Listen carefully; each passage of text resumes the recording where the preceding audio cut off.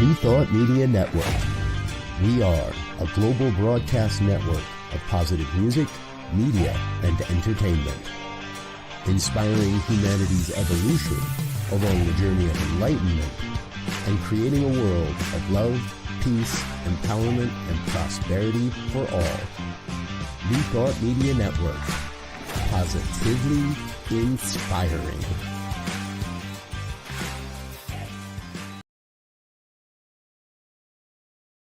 Welcome to Girls Behaving Metaphysically. Your hosts are two girls who believe that life is awesome, that laughter heals, and that it's possible to find deep spiritual insights in everyday experience. Here come the girls. It's more than practical. Here come the girls. Way more than merely factual. If you want to know the secrets of a life, it's free. Listen to Girls Behaving Metaphysically. Listen to Girls Behaving Metaphysically.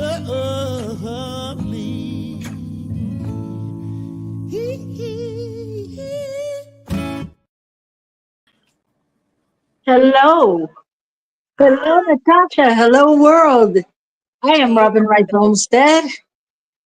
And I am Dr. Natasha Wilson, and we are Robyn. Drum roll, tell them who we are. Girls Behaving Metaphysically. Yes, that's who we are. And we are so happy to be here with you today. And we are excited because we have a guest. We have a fabulous guest. You may know her from her New Thought Media show, Your Doula for Grief. And that is Bonnie Gonzalez, which she'll be with us shortly. And you know what to do. Like us, love us, check those boxes, do that social media thing so that the algorithms align and the planets align and the world knows a new way of being and feels the vibration of Girls Behaving Metaphysically. It's on you. Yes. No pressure. So, how was your week? Yeah, my week has been, actually, I'm so glad it's Friday in Australia. Yeah, my week has been full. The kids have been on vacation on school holidays here. But I've worked. And I'm looking forward to the weekend where I plan to really sleep, meditate, repeat with some food in the middle somewhere. Yeah. Yeah, that sounds fabulous. Yeah. Yeah, it's been a busy week. Yeah, girl, I'll tell you,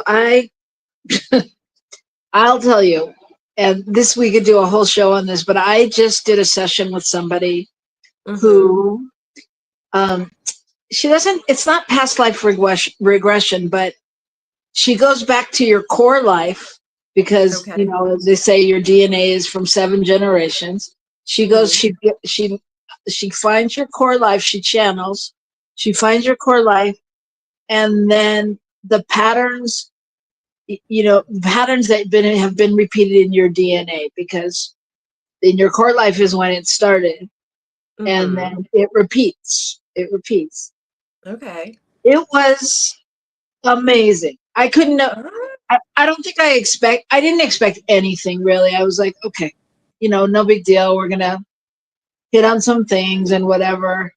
But I would have never, you could have told me in my core life I was Native American, was my Native American life or was my Irish life. You could have told me any of that. But it was that I was in Africa. I was in an African tribe and I was an oracle. I was like, but as she kept telling and talking about it, it was so interesting, like the things that parallel my life now and the issues that came up. And it was amazing. It was. I think we need to bring her on the show. Yeah, I'm thinking about it. I needed to go slow with her because I think I'm not really sure. It's like she used to do this a lot, and a friend of mine just kept bugging her and bugging her and bugging her and saying that she needed to do me. And she was like, I'm busy. Why do I need to do her? But then she did. And she was like, oh my God, because things just kept unfolding, and it was wild. I'll tell you the whole story on another show, but it was wild. It was wild. And really, like, just to figure out, like, things keep clicking and clicking and clicking, like, oh, because of the story she told me, I'm like, oh, really? So that's where my abandonment issue comes from. Oh, and she, like, I brought up some other vision that I'd had. And she goes, yeah, that's accurate. She goes, but that's not your core life. That's how you repeated it in that life. It's like, great. And then she she's like, okay, well, we're going to change it. And she like cuts and snips out your DNA and says, okay. I'm like, okay. But she did say, she was talking about how, they're actually healing, like they have healed babies by going in and finding out what's in the DNA and cutting that out. So it makes sense, but it was amazing. That's all I have to say. So that's my week. So I'm still processing. That was yesterday, and I was exhausted. I was like, I'm tired. This 7-generation thing. This is no joke. It was wild. It was wild. So, yeah. Wow. Yeah, and now I'm leaving in a few hours for Oakland, off on a jet plane. Yeah. And yeah, everything seems like it's in fast motion. So I'm glad to be here and sitting in one place for an hour. Where are you right now? Are you? I'm in New Mexico. New Mexico? Okay. Yeah. Awesome. Yeah. Oh, she's shuffling cards. That means it's coming up. Our time with our card pull is coming up. So let me introduce our guest. Bring our guest out, our fabulous doula for grief, Bonnie Gonzalez. She's an amazing woman. She is a practitioner, and she is a registered nurse, and she has so many. She is a treasure chest of things.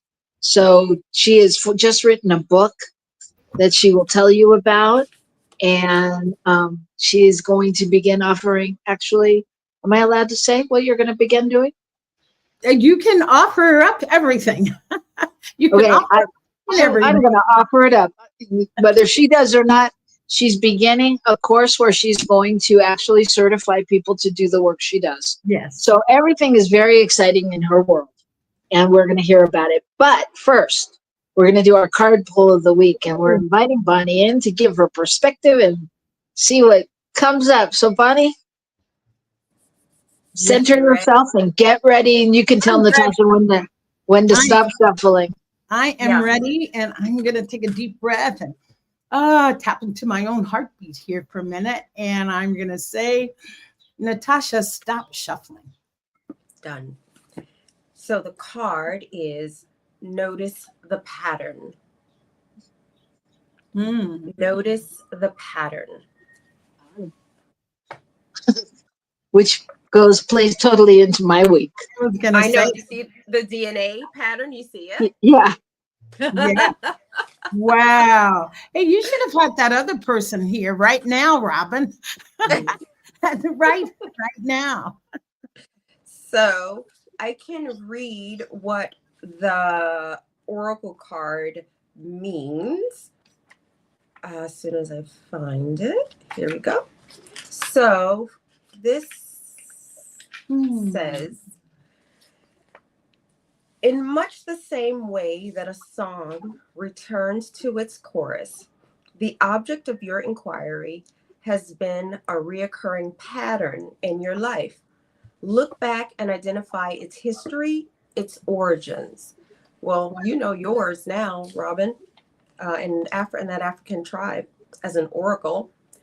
When you locate the repetitive melodies in the orchestra of your life, you can rewrite the song and dance to a different tune.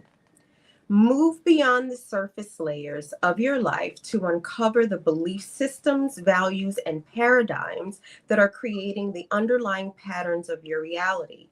With pure love and unconditional self-approval, be willing to examine the filaments and threads that are weaving the fabric of your experience. What is familiar about this situation? How far back can you trace it? Oh my It goodness. may be that the situation you're experiencing has roots in your personal history. It could go back even further to the history of your family, heritage, culture, or even your past lives. That's crazy. I'm going to That's stop crazy. there. I'm going to stop there. I swear, I just want our viewers to know that we did not plan that. We Wow. did I not. did not even tell Natasha beforehand about my week. Wow. Not at all. We are all connected in the unified field of oneness. Yes, that is a truth. That is Yeah. a truth. We are Yeah. all one. Yeah. And I think in some ways, right now, we're all being called to look at the patterns, both those patterns where we have some limitations that show up in our experience as a human, but also the patterns around our potential. I think that's some of what we're being called to look at collectively. Yeah. So of course, I'm thinking about what you shared, Robyn, but I'm also thinking about it on a collective level right now. Yeah, absolutely. I also think, I think in New Thought, Science of Mind, philosophies, we hear a lot, change your thinking, change your life. And there's that uh, belief that if you can identify it, you can change it. And I think like the stuff I did yesterday, whether this is true or not true, it's just a question. Is that true? Can we change it just because, or is it so ingrained in our patterns, our familiar patterns, our DNA, that we really, it takes more than just going, okay, whatever, I can't, I'm addicted to chocolate. I can change that, is it, it's an interesting thought, like the thought that she's saying of taking it out of your loop so that the next 7 generations, had I had kids or whatever, wouldn't be taking that along with them. Right. Yeah. I often wonder if maybe sometimes the reason some of us choose not to have kids is so that we don't, because, I don't have biological children, So I know there are things that I think because I chose not to have children, that I didn't want to pass on. That's for sure. Well, so interestingly enough on that, I'd just say, I was always the candidate that everybody was like, oh my God, you're going to have 12 kids. And I wanted 16. I wanted a ridiculous amount of kids, and I didn't have kids. And I will say that, again, true or not true, after listening to her yesterday, I was like, oh my God, that's why I didn't have kids. And it was a, Yeah. I don't want to take up time with the story, but basically my okay, I'm just going to tell you guys because it's easy. Yeah, just tell us. So I was this oracle, and I was this, and she said that I had been a high priestess and blah, blah, blah. And I was really into, like I was a herbalist and all of those things, and, the healthy, whatever, Indian tribal way of wanting to get closer to God and whatever. And I had gone out one day to do my morning meditation type thing away from the village. And my whole thing in the village was taking care of the kids, making sure the kids knew their full potential, which is exactly what I do here on this planet right now. I was like, anyway, okay. So I had gone out for my meditation, and long story short, when I came back, and that I was so prosperous, and everyone in the tribe was prosperous. It was very abundant because, of course, one of my issues is abundance, and there was no worries. And I went out for this meditation, and when I came back, they had slaughtered everyone in my tribe. Everyone in the village, all the kids were dead. Everything was on fire. They had stolen everything. And I, of course, felt responsible and couldn't. And as an oracle, how did I not know? And that's where betrayal and stuff comes in. Yeah. And like so much so that I actually killed myself so that my soul would travel with my tribe. Yes. And so in looking at that and in feeling into that, it made so much sense. I was like, what? I couldn't have kids because I was afraid they'd leave. Because that's been my whole issue, my whole life about people, period, is like abandonment. And like, and I'm thinking, wow, it even plays into the fact that I hate getting places late. I don't want to be late. I want to be early and make sure I'm there, so I know what's going on. So it was fascinating. But I mean, Wow. that was the kid part. That was the part that had to do with what you were saying. Wow. It was deep. That's a lot to process. Even now, I mean, it's not one fell swoop. Oh, you had it and snip it. Yeah, there's some deep work that. There's some deep work there. And there was a lot of grieving in, like, as just sitting there, listening to her even tell me, like, I could feel it. I could smell it. It was like palpable. It was really fascinating. Yeah. Wow. I am so curious to hear your perspective, Bonnie, because I didn't have this DNA thing like that Robyn had, where that specific, but I did have do some past life regression work at one point, and it went back to a core life, and really it was marked by deep grief. And the reason I want your perspective, because you have this like spiritual expertise around grief, because I also think that past life that I had, where I was born an enslaved woman. Apparently, I don't know if I was born enslaved, but I know I was enslaved. And this is not uncommon. I think there are other stories that out there that are like this. But I had given birth to a child, and I had made the decision to kill that child when it was born, because I did not want the child to be a slave or be enslaved and be subject to the stuff that I guess I was subject to. And I really a long time ago made the connection between that past life and my desire, and like how I just don't have this thing, like I don't want and didn't want to give birth to children, and the grief associated with that, the grief, the trauma, the stuff. So I'm really curious about like how we, there's a lot of research that shows we for sure carry trauma in our actual, like, what is it, epigenetics. We carry trauma.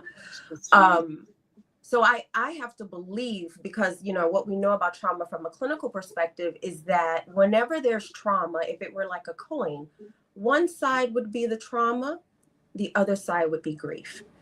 Right. So they go together. So I would really love to hear your perspective. Wow. Well, Natasha, I'd love to hear my perspective as well. So,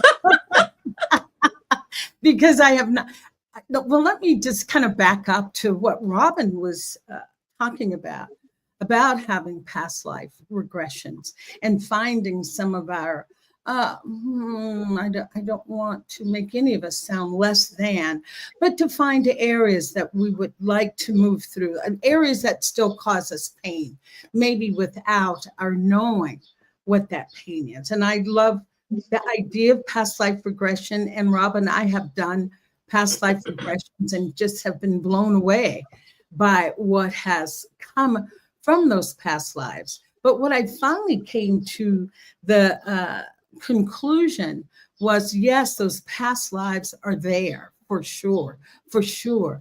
But the most important life is the one that we're living right now.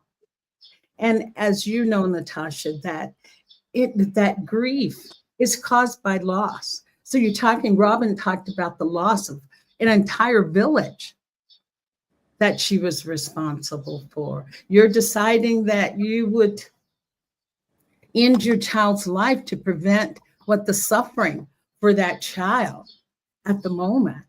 So, and it is about the loss, but it is also about the grief that follows. And it is the grief. Did you know, I don't know if you know this, that the number one topic not discussed in our society, well, the number two is death, that we don't talk about death. And both of your experiences that you're talking about are about death. And that's the number two. That's the second not talked about topic. And number one is grief. Number one is grief. Grief is the number one subject not talked about. So you think about that then, Natasha. Then you think about, wow, if it's not talked about, then we don't even have vocabulary to really speak to it. And if we're not talking about death, we don't have the vocabulary for that.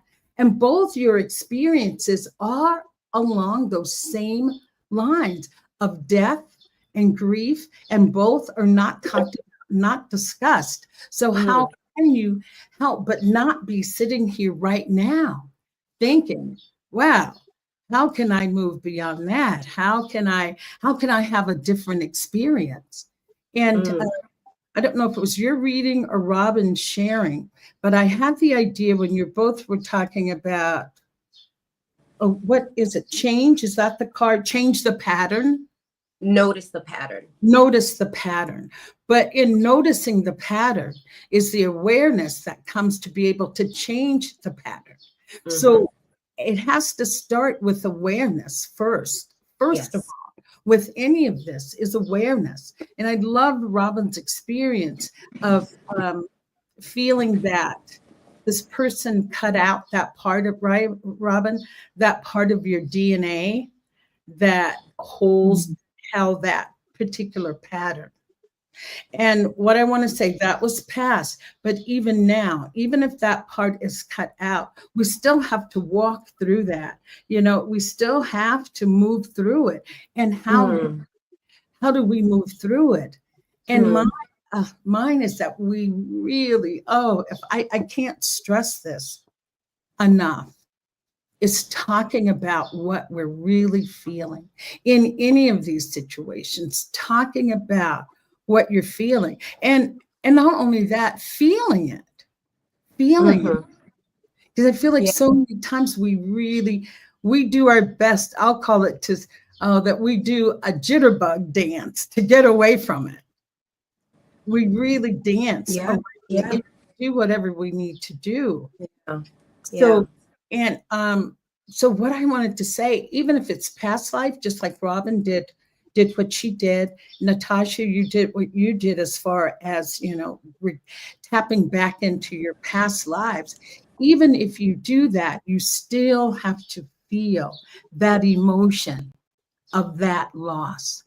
The only way, I know you've heard it a million times, but the only way around grief or over grief is right through grief, but it's through it, but with attention, with moving through it, but with attention to it, with I want to say with kindness to ourselves, because it's the survival of the nurtured. It's not the survival of the fittest, which as women of color have been taught, just buckle up and, just persevere. But no, it's with gentleness. It's with kindness with ourselves, having that sense of, I hope this doesn't sound too bizarre, but treating ourselves like a newborn baby, very gently. I mean, would you ask Would you ask a baby to drive you to Safeway? I mean, or whatever grocery store? Would you ask a baby to take you out shopping? It's like, no. When we're in our grief, that is the time to be truly gentle with ourselves. Absolutely. That's where the next step comes. That's where the opening comes. Yeah. When Yeah. you can be gentle with you. I'm sorry, Rob. Like you were No, gonna- I think bringing it around just to the card, I think noticing the patterns requires you to be gentle with yourself, because they're not always pretty. They're not always what you want or what you want to believe has been happening. And Robyn, when you were saying that, bring it back to the card, where the card says notice. In that noticing, is there doing? Is there assessment? What does that card mean when it says notice? I mean, I can notice that I'm eating 10 bowls of ice cream every night. I notice that. Yeah. I'm aware of the effect that that's having on me when I'm having those 10 bowls of ice cream. So I'm just saying, yeah, maybe for me to help clarify, notice. Does notice mean taking action? Is that what the card's referring to? To notice? Interesting. I didn't finish reading the rest of the because I didn't want to. Natasha. No. I stopped reading. I had just stopped reading because it was like there's like another page, and so I wanted us to jump into some discussion. But I think we'll probably get there anyways, just through this discussion. Right. Yeah. Well, okay. Well, the one thing, someone's asking, but I like 10 bowls of ice cream. Yeah, but then when you have diabetes or but I think, but liking 10 bowls of ice cream, I mean, I think the first thing is noticing, like, oh my gosh, look at me, I've eaten 10 bowls of ice cream. And then the next time or whenever you may go, oh wait, I don't want to do that again, because when I ate 10 bowls of ice cream, it didn't feel good. So I think, I just think noticing is the first step, being aware, being conscious, and not going, I don't know how many bowls of ice cream I have. And so I think it's the consciousness of really seeing, like, oh, okay, this is a fact. This is what is happening. And maybe the words are interchangeable, notice and awareness. Because it's suddenly when I am aware of something, that's when a change can happen for me. And I know so many that people that I know that's just a truth for. I'll just use myself as one example. I had a horrific incident that happened, and I was on vacation, and everything was all planned for. And then suddenly there was a mishap with my credit card and debit card, and nothing worked. And I swore in that moment, I think I only had one card. Maybe it was just a debit card. But anyway, I swore in that moment, like I was so devastated, I swore that this would never happen to me in my life again. That it took that kind of a moment of what we're just talking, awareness, to say, oh, this is a change. I've been relying on this card forever. And it's like, no, I won't ever do that again. So for some of us, maybe some of us make those changes and become aware with less trauma. Then some of us need a little bit more trauma to become aware. Yeah. Well, I say that I'm aware right now that we should take a break and come back. Oh, no, okay. When you come back. And then we'll be able to ask you some other questions and find out some more information. If you're out there listening and you want to ask Bonnie some questions, please put them in the chat. And Michael, you're in charge of the chat because I can't see it on this computer. So that's it. We're going to take a break, and we'll be right back here in a minute on New Thought Media Network. Yeah. Michael's having one of his 10 bowls of ice cream, right, Michael? Please help us say thank you to our organizational sponsors, including the Hefferland Foundation, Affiliated New Thought Network, International New Thought Alliance, Science of Mind Archives and Library Foundation, Center for Spiritual Living Denver, Center for Spiritual Living Midtown, New Thought, Philadelphia. Planned Happiness Institute. Summit Center for Spiritual Living. One Heart Retreats. Center for Spiritual Living on the Lake. Unity, Kitchener. Unity Spiritual Center, Ottawa. Om Center for Spiritual Living. Satya Center. Begin Within Ministries. Center for Spiritual Living, North Jersey. Unity of Savannah. And the Center for Spiritual Living, Seattle, as well as all of our individual donors. Thank you for being part of the New Thought Media Network. Please like, share, and subscribe. New Thought Media Network, positively inspiring.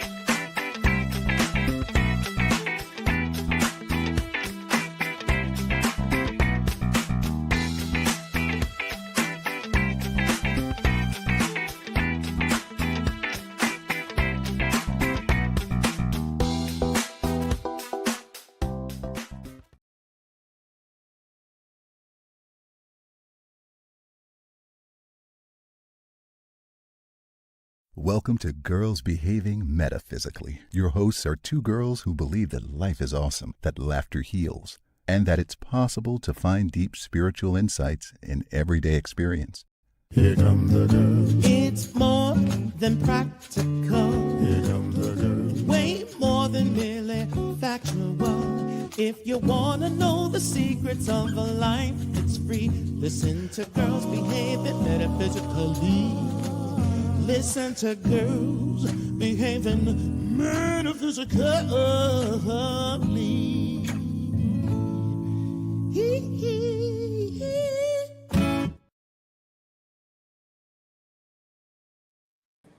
Hello and welcome back to our very international Girls Behaving Badly today. We are joined by Dr. Natasha in Australia and grief coach Bonnie Gonzalez from Mexico. And I'm holding down the fort here in the good old US of A. Somebody got to do it. Somebody's got to do it. Robyn. A homegrown girl. I pulled the short straw. Anyway, so we're talking about grief today. We're talking about grief, and Bonnie's going to help us figure out how to get through it a little better, and we'll see where we're going. Well, I'm reading the little comments there, so thank you for making me laugh. But I So did. Michael has switched from bowls of ice cream to shots of tequila. So, all right. Yes. But I did want to ask Natasha something, if that's okay, about about what you were sharing about your reasons for not having children, and that it was from a past life that you took your child's life. yeah. And so therefore, are you feeling that you're grieving that decision from that other life? I mean, where are you now is what I would ask with that decision and with that loss of a child. So what I also learned about that lifetime is that I did that and then I took my life. Right? Yes. So interestingly enough, Bonnie, so I'm going to get to your, so I've had to come face to face with, and I think we all do. So let me actually say this first before I forget.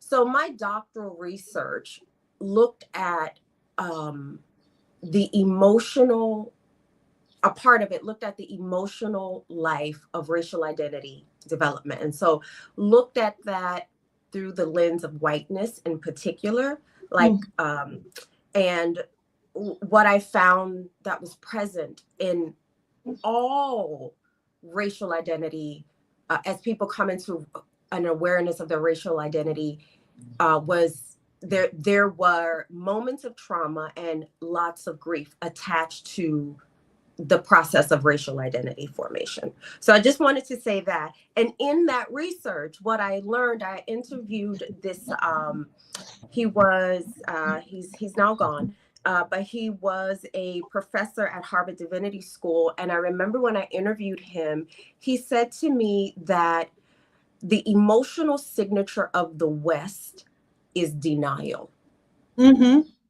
Right. Yes. And so it makes me think about grief. How you say grief is the number one thing we don't talk about. Right. The number one denial. Yeah. Yeah. Denial is the emotional signature, because if we can deny, then we don't have to feel. At least we believe we don't have to feel. Exactly. So coming back to this lifetime for me, so first, I'm from New Orleans, which means I am a survivor of Hurricane Katrina, but not many. I lost several family members in Hurricane Katrina. Sorry. And then in 2012, after I had finished gathering my research for my doctoral work, my two younger brothers, one who had spent over 8 years serving in both Afghanistan and Iraq, he had come back home to the United States and was getting ready to graduate nursing school. But he and my younger brother were both shot and killed together. Yeah. That is terrific. Right. And they were also survivors of Katrina. And then just last year, my nephew, my only nephew, the only grandson in the family, actually, who was supposed to be in the Olympics, killed himself, shot himself. I literally had to come face to face with grief. I became familiar with this thing called bereavement overload. And what I realized was that grief from that past life and all the grief from this life sort of came together in this like crescendo. And I couldn't carry it. I could not carry it, and it ended up turning into depression. And so if I'm fully honest, I am still moving through that grief. Still moving through that grief. Wow. Still moving through it. Could I just say, can we just take a deep breath around all of that sharing? Just a deep breath. All of us just breathe collectively. Just touching into your heart and just breathing. Because that is a lot for anyone to carry, to hold, and to be with. And as your brothers and sisters, we that are listening, it's a lot for us to carry and hold. So just breathing into that, knowing that is a lot, Natasha. And what I'd like to state, and for anyone else, that what you referred to as grief overload, and also it's called complicated grief, that you've had a lot, cumulative grief. That's a lot of grief to carry. But what I want you to know is that each loss has to be grieved. Each loss has to be grieved individually, because then each loss that you have brings up all the other losses. It brings them all up, and you can't. It's like, I can't. Yeah. I can't. My head's going to pop off. I can't. Yeah. And then when we say we can't, then unprocessed, unresolved grief leads to health issues. It leads to health issues and health challenges. And when we have so much grief, and we live in a society that says we should be able to handle everything, do it yourself. But this is one of those times we need to reach out for help.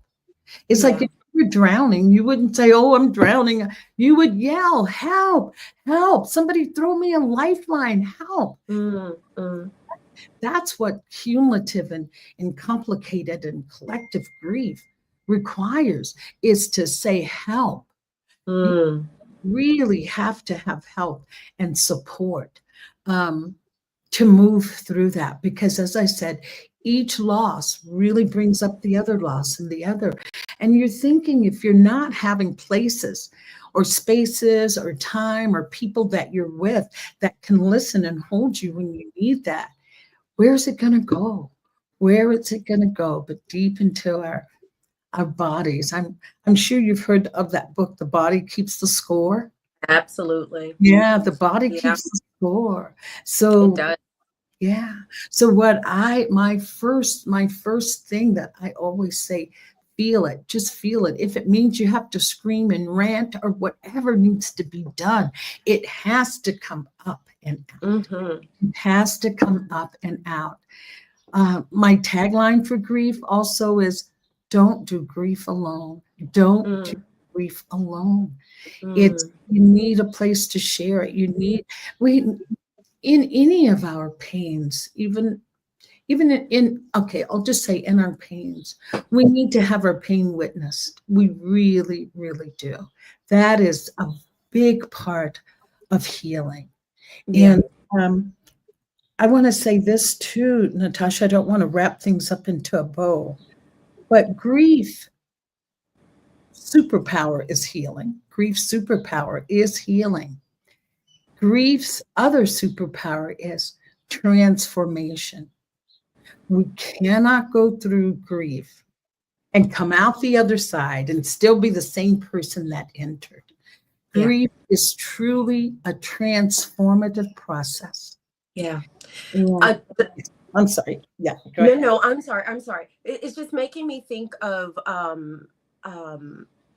so the last chapter of my my dissertation, I wrote about this psychological outcome or experience that's called post-traumatic growth. Yes. Right. Yes. And so I think what I hear you saying about grief, and to me, again, trauma and grief are like opposite sides of the same coin, that when we do move through both with community and doing our own work and being connected to community, then there is also superpower in trauma that is called post-traumatic growth, and what people do with their lives after a trauma, because you're transformed. Yeah. So I completely hear you. One of the questions that I would really love to ask you, I was about to say Dr. Bonnie, if you don't mind, because I feel like you're a doctor of this thing. In my personal experience, what I found was that like a lot of people don't want to kind of be near you when you're grieving. You know what I mean? And so when you say like we need community, I think because, like you said, we don't talk about death and we talk about grief, because, I think it scares people and it has to bring them face to face with things that maybe they don't want to. And so I've literally felt at times sort of like I have to do stuff alone because nobody wants to touch this, you know? And I would, yes. And here's what I would say. First of all, you have friends, and we know our friends, and we know our friends that we can go to, and we can't talk about blood and guts. We know our friends that we can go to, and we can only talk about a hilarious movie. But you have a friend, or you may have a friend that you can call in the middle of the night. My oldest sister was my person that I could call in the middle of the night. And do you know what she'd say when she'd pick up the phone? She would just say, "Hey girl, what's up?" Knowing that I would not be calling just to, Sunday chit chat or whatever. So I'm just saying, assess what friends you have, because you know your friends and you know who you can go and get deep with or get down and dirty with. You know who they are. Yeah. Yeah. And then if you don't have them, try a grief support group, because everybody in that group is going to have a story. Everybody's going to have their story. And some of those stories will pull even harder on your heartstrings, or some of those stories will so match your story. So, and then again, there's always grief coaches, counselors. Yes, reaching out for help. And especially, Natasha, if it's really complicated. If it's really complicated, as I, there's clinical diagnosis and timelines that they say that grief becomes complicated. But if it's a really complicated, you deserve to have someone as a professional to be with you. You are worthy of having someone that can professionally help you. If you feel that you've exhausted your community, your family, be it aunts, uncles, whoever it is that you feel like, okay, I've exhausted the family. Now maybe I need to get a different perspective. And I get a perspective. I would love to be able to have more information like that, like even for my clients. I just took on a family that I'm working with, and I introduced the concept of bereavement overload to the family, and they all were like, oh my God, that's what's happening. And it was just like so eye-opening for them to realize like they were dealing with this excessive and complex amount of grief. And so I would love to just be connected to more resources so that I could refer my clients on, right? So like I'm working with them as a family, but my suggestion was that each of them find someone to work with on an individual basis. Right. And it's great that they're doing this work as a family, but because they all had their own sort of relationship to the bereavement overload. I think it's how do we get the information out there so that people know the resources available? Here's one thing I want to say, Natasha, when you were talking about working with that family and they're all feeling overloaded. Here's what I tell my clients right from the beginning. I say, okay, who can be your grief person? Who can be your grief buddy? I want you to find someone in your community, someone in your circle of friends that can be your grief buddy.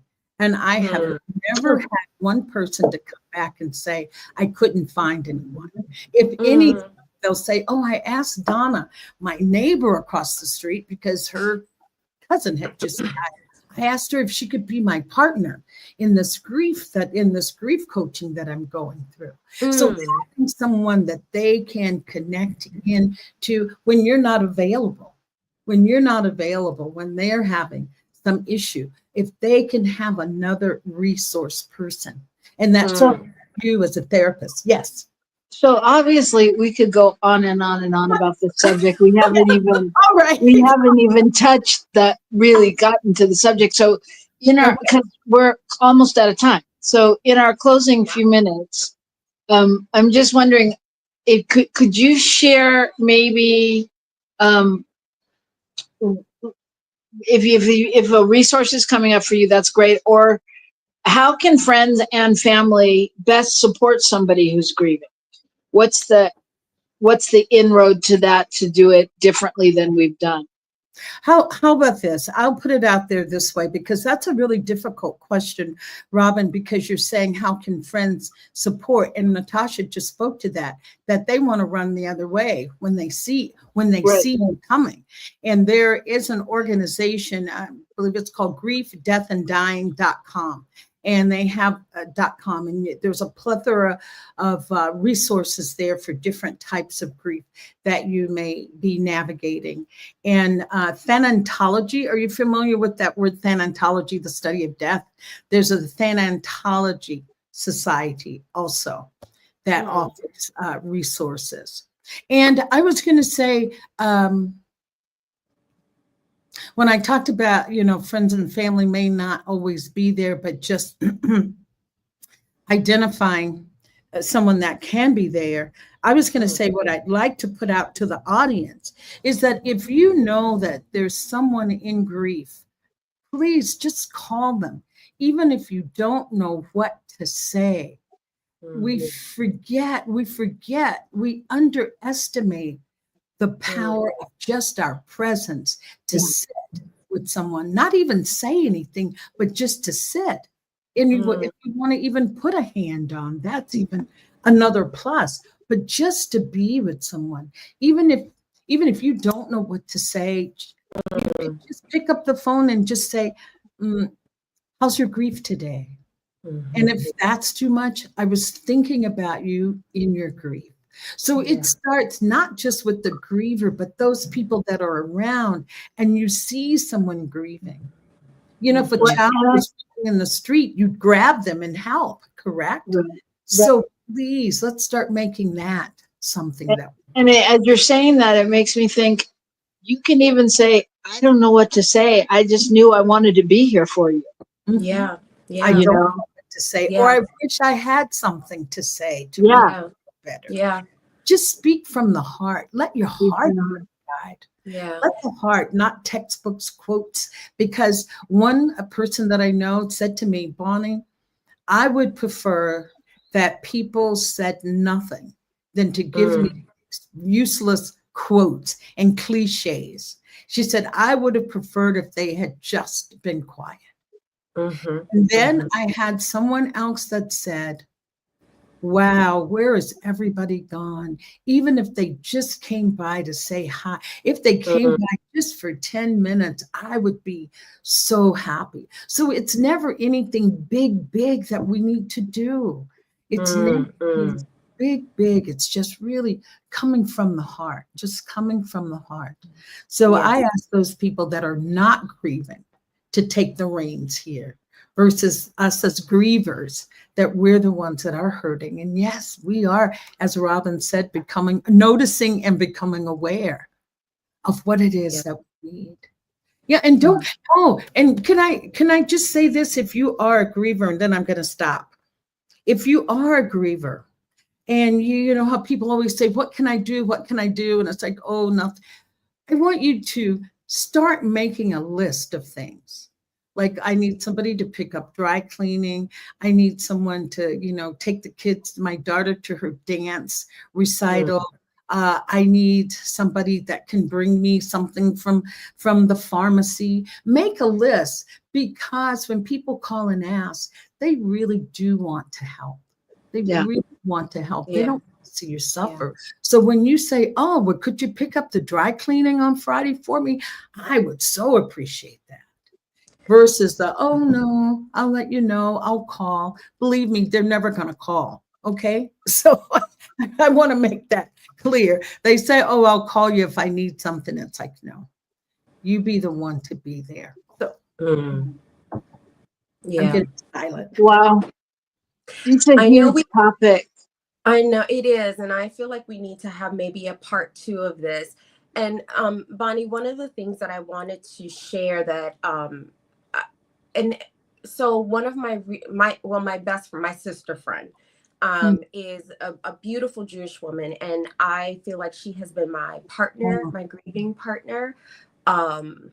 And she's in the US. And when I say we've been grieving together, a lot of stuff that's happening in the country. Yes. But also, when my brothers were murdered, at the time I was living in Boston, and my roommate, also a Jewish woman, engaged in like this Jewish sort of ritual with me, where basically she just slept in my space with me and her daughter. They just camped out on the living room floor, and she just was with me for weeks, with me for weeks.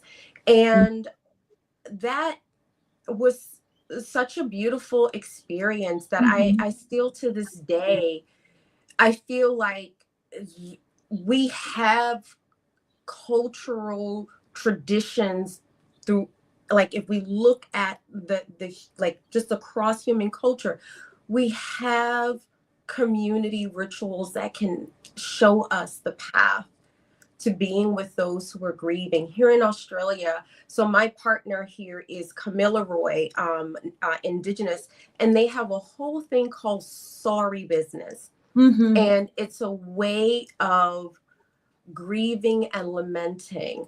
And so I felt like I just wanted to say that, like, when that experience I had where my friend just lived in my space for 2 weeks with her daughter, like, was powerful. Right. And Natasha, I want to say there are cultures that do have beautiful rituals, especially the Judaism. I think it's 40 days that you don't leave someone alone. You're with that person. That's all right. the time. And here in Mexico, oh my gosh, every night there's a ritual that closes off the street, and they do that for 8 days, I believe, after someone has died. And the community still knows that house, that person in that, that family at that house had a loss, even 3 weeks later, and you'll see people keeping things by, because different cultures have different things, different rituals. Let's say different cultures have different rituals, and to be in a culture that you can experience it then makes me want to take that back to my own culture to say, let us start doing something. Let us start doing something. Yes. Can we please have a part 2? Can we please have a part 2? Yes, we can. We can. Okay. Yes. We'll let go. We here will let go of our ritual of denial and move into the other realm. Yeah. So Bonnie, thank you so much. I want you to know that you can contact Bonnie. You can find her here on New Thought Media. You can find her on Facebook. You can find her at Bonnie at yourdoulaforgrief.com. She also has a new book out. Yes. And you can find information there on her website as well. Yeah. And we'll have you on again. Yes. Big love. Thank you. Big love. Thank you. Well, thank you. And so I guess what we're taking out into the week is to notice, awaken to those patterns, and just really allow there to be some kind of newness around it. See what bubbles up. Oh, I'd like to see you have a new pattern around grief. I'd love to see you have a new pattern around how you explore grief, how you explore it. Well, maybe that will be our topic on our next exploring grief. Yes. Exploring grief. All right.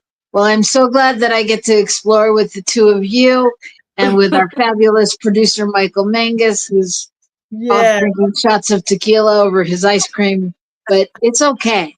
Drowning his grief in tequila. But he's a minister, so they're allowed to do those things. No, I was going to say the Italians have, what is that, an affogato, where you have a gelato ice cream with an espresso over it. So he's doing an affogato, but a tequila. Afo tequilado. Sounds like a stomach ache waiting to happen. All right. Well, whatever you're doing, do it safely and have a wonderful week. And we will see you next week right here on Girls Behaving Metaphysically. And don't leave grief alone.